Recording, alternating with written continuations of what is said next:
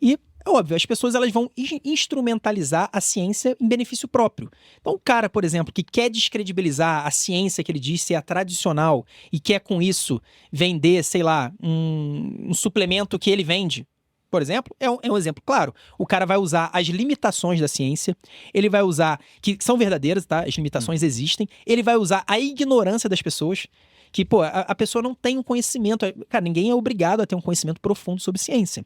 Então ele vai utilizar as limitações, a ignorância, para distorcer tudo em favor do que ele quer. Quando a gente fala sobre estudos científicos, por exemplo, a gente fala sobre a estatística, a gente tem risco relativo e risco absoluto.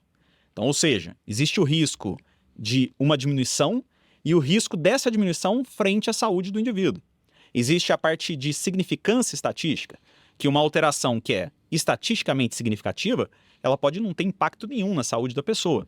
Então, até quando a gente utiliza informações, e muitas vezes as pessoas que querem trazer essa visão um pouco mais enviesada de um estudo científico, utilizam termos técnicos mais difíceis, mais rebuscados, para dar a impressão de que um estudo ou um achado, ele realmente é importante para a saúde da pessoa. Fala um pouquinho sobre como essa parte estatística se correlaciona com a informação científica. Eu acho que o que você está citando aí é o que eu falei, né? A ciência, como tem uma força enorme hoje em dia, como eu falei, é a grande religião do século XXI. As pessoas depositam toda a confiança e toda a esperança na ciência, pelo menos boa parte das pessoas. Ela se torna capaz de levantar o que você quer ou acabar com você. E é óbvio, as pessoas elas vão instrumentalizar a ciência em benefício próprio. Então, o cara, por exemplo, que quer descredibilizar a ciência que ele diz ser a tradicional e quer, com isso, vender, sei lá, um suplemento que ele vende, por exemplo, é um exemplo claro. O cara vai usar as limitações da ciência, ele vai usar, que são verdadeiras, tá? As limitações existem, ele vai usar a ignorância das pessoas, que, pô, a pessoa não tem um conhecimento. Cara, ninguém é obrigado a ter um conhecimento profundo sobre ciência. Então ele vai utilizar as limitações, a ignorância, para distorcer tudo em favor do que ele quer. Isso eu tô usando o exemplo de sei lá, digamos um influencer picareta que tá vendendo alguma coisa que na verdade não tem nenhuma comprovação e ele tá querendo fazer parecer que tem. Mas é ainda mais perigoso quando a gente vê isso numa escala grande, né? Que são, de fato, empresas aí sim, bilionárias, que também têm um interesse econômico gigantesco no que a ciência diz. Então, pô, se eu vendo produtos, por exemplo, açucarados, cara, eu quero que a ciência não diga que o açúcar é ruim para a saúde, ou se disser, que ela minimize. É como um exemplo de uma empresa de cigarro que patrocinou aquele estudo do café e do infarto, né? Exatamente. E é interessante o exemplo do cigarro, porque isso aconteceu de fato.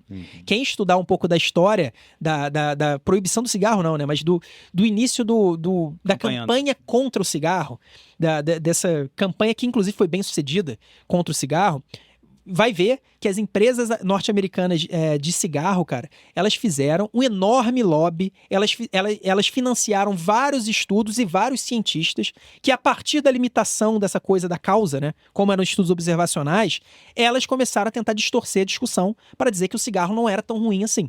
Então, isso já aconteceu, isso provavelmente acontece. Agora, a partir daí, você querer jogar tudo no chão, esse é o problema. Então, é muito melhor a gente ter uma avaliação crítica. Até porque, como você falou, a fraude, de fato, o cara, então, ele mudar ali, por exemplo, ele pode dizer que não teve mais câncer nas pessoas que fumaram. O cara pode fazer um estudo fraudado, né? Cara, eu tô fraudando o resultado da minha amostra. Essa fraude, ela é muito mais fácil de ser flagrada por conta exatamente do critério da reprodutibilidade que você falou. Porque, cara, você pode fraudar um estudo, mas você vai fraudar todos os estudos feitos no mundo inteiro? Perfeito. Você pode comprar um pesquisador, você pode comprar uma empresa, mas você vai comprar todo mundo, cara. É muito difícil. Exceto se for um efeito uma coisa mais periférica, um efeito um pouco menos evidente, que você pode, de fato, mas é muito difícil a fraude. O que existe, que eu acho que é uma grande preocupação que eu tenho, que eu acho que todo mundo deveria ter, é um viés de financiamento. Basicamente, ele parte da lógica que, se você procurar sempre A, você nunca vai encontrar B.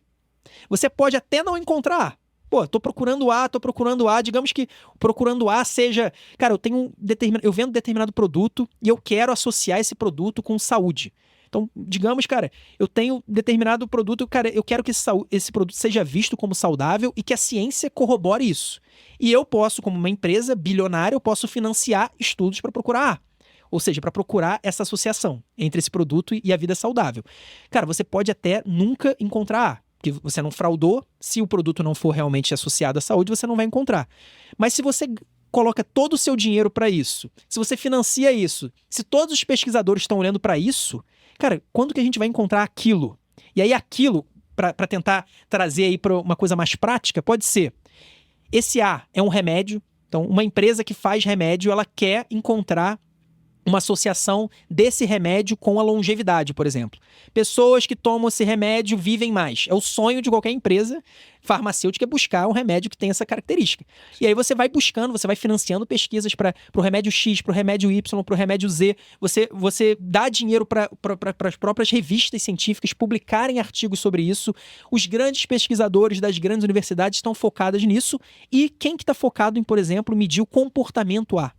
Então, pô, às vezes não é o remédio que vai fazer a longevidade, às vezes é uma alimentação melhor, às vezes é uma atividade física. Pô, é óbvio que vai existir um financiamento muito maior para você encontrar algo que seja positivo financeiramente para quem financia. Esse é um ponto. Em inglês é chamado de funding bias, que é realmente um viés de financiamento. E isso é uma coisa muito grave porque ela estrutura o sistema de uma maneira viciada. Não quer dizer que o cara que está fazendo a pesquisa vai fraudar. Já existiram casos desses, você falou, e já existiram mesmo, tá? Alguns casos disso. Mas o grande problema para mim não é esse. O grande problema é que existe um viés do sistema em que as pessoas sempre vão procurar algo que interesse a quem tem dinheiro. Porque quem tem dinheiro é quem financia, as pesquisas são caras e, cara, no mundo, se a gente for pensar, quem tem dinheiro são as grandes empresas, são os governos. Então, sempre vai ter... A gente sempre tem que olhar isso com um olhar crítico, não com o olhar de pensar, cara, nada serve, a ciência é toda viciada, tudo que tá aparecendo aqui é mentira. Isso aí, cara, é o ato de quem vê um problema na casa e quer destruir a casa. Não é isso, não é isso. A gente só tem que reformar a casa. A gente tem que olhar, pô, isso aqui é um problema. Então, a gente tem que ter essa noção na hora de interpretar um estudo. Perfeito. E é interessante que as pessoas saibam que ser estatisticamente significativo é uma coisa que é boa para o estudo.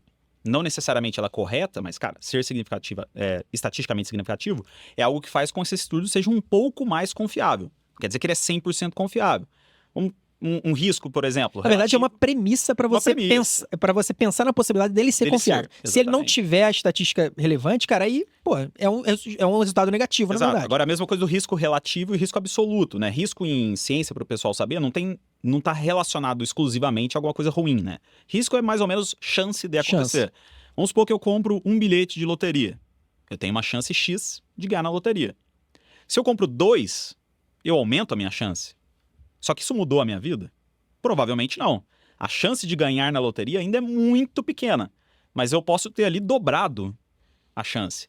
E, pode ser na imprensa. Dobre a chance de ganhar na loteria. Isso faz um puta de um estardalhaço. Só que não necessariamente isso está influenciando positivamente. Se eu fizer um estudo e ver que é estatisticamente relevante comprar 2 ao invés de 1, beleza. Às vezes está certo isso. É estatisticamente relevante. Só que ao mesmo tempo, não vai mudar minha vida. Então esse cuidado as pessoas precisam ter.